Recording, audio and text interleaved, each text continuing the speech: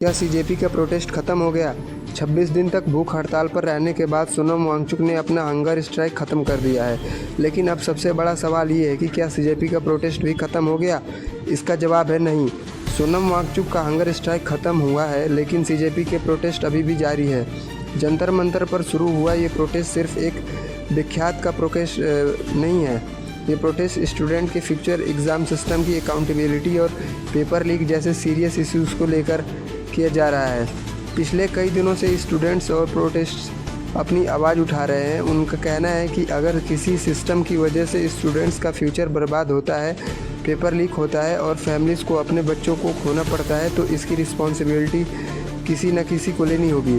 सोनम वांगचुक ने अपनी हेल्थ को दवा पर लगाकर 26 दिन तक का हंगर स्ट्राइक की, लेकिन अब उन्होंने अपना फास्ट इसलिए ख़त्म किया है क्योंकि उनकी हेल्थ बहुत ज़्यादा ख़राब हो रही थी और देश में बढ़ते टेंशन और वायलेंस को लेकर भी कंसर्न सामने आ रहे थे।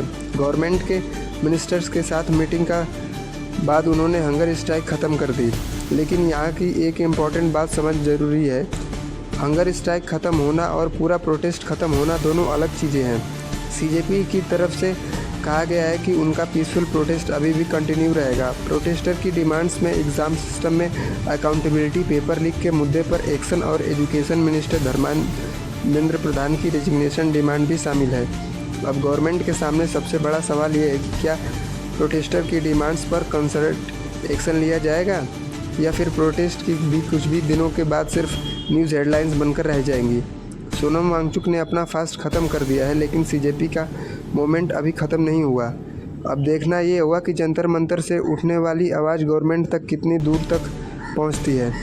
आपको क्या लगता है, सीजेपी प्रोटेस्ट अब कंटिन्यू करना चाहिए या गवर्नमेंट ऑफेंस के बाद प्रोटेस्ट ख़त्म कर देना चाहिए? अपनी राय कमेंट बॉक्स में ज़रूर बताएं।